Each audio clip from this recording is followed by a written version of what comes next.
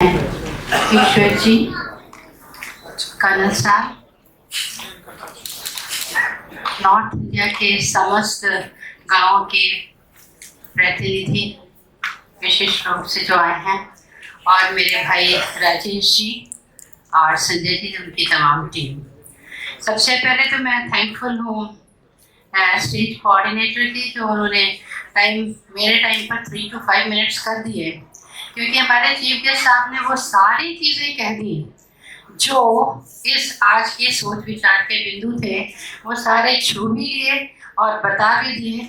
मेरे पास अब कुछ ज़्यादा रहा भी नहीं था, इसलिए अच्छा ही है कि टाइम लिमिट हो गई। और मुझे बहुत दिनों बाद, लंबे अरसे के बाद आके लगा कि मैं भारत आई हूँ।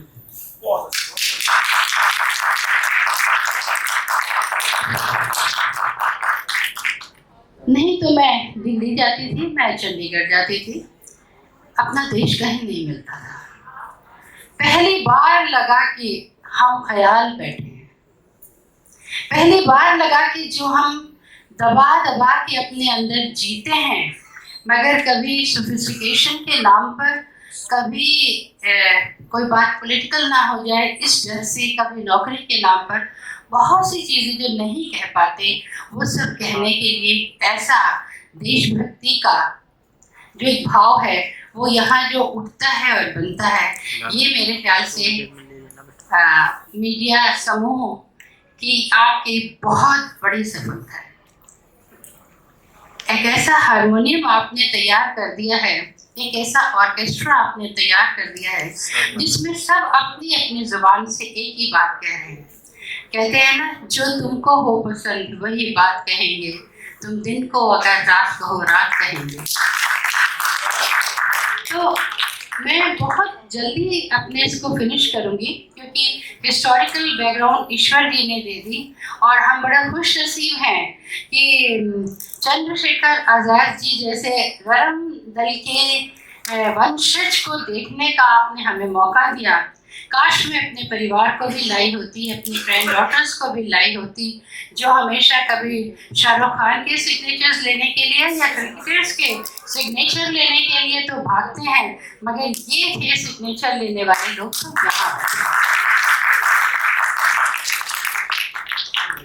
और 2 लाइन में मैं सिर्फ आपसे ये कहना चाहूँगी कि आज का विषय इन्होंने मुझसे ये कहा कि श्रेष्ठ राष्ट्र की निर्माण, तो श्रेष्ठता की बात कर लें क्या, तो सिर्फ छोटे से उसमें श्रेष्ठ राष्ट्र किसको कहते हैं? डेवलप्ड कंट्री, अमेरिका, चाइना, ये सब डेवलप्ड हैं, तो क्या आप इनको श्रेष्ठ राष्ट्र कह सकते हैं? शायद नहीं। और नहीं कहते तो क्यों, किस चीज की कमी है जो हमारे यहाँ भरमार में है मगर कल्टिवेटेड नहीं है? भारत में अगर नेशनल कैरेक्टर स्ट्रॉन्ग हो जाए, भारत में अगर मोरालिटी स्ट्रॉन्ग हो जाए, ये 2 कैरेक्टर दालचीनी की तरह, जैसे दालचीनी में न दाल होती है न चीनी होती है, फिर भी हम उसको दालचीनी कहते हैं। इस देश में आपको हमेशा हिंदू, मुस्लिम, सिख, ईसाई या मद्रासी, बंगाली मिल जाएगा, भारतवासी नहीं मिलता। कोई किसी धर्म की बात करता है, कोई किसी जात की बात करता है। तो एक बार हमारा सर्वोपरि, राष्ट्र सर्वोपरि होने की बात, हम कुछ भी नहीं हैं अगर भारत नहीं है। हम अपने बच्चों को सिर्फ मोरालिटी कि कोई गलत काम नहीं करना अगर उससे कंट्री को हानि होती है।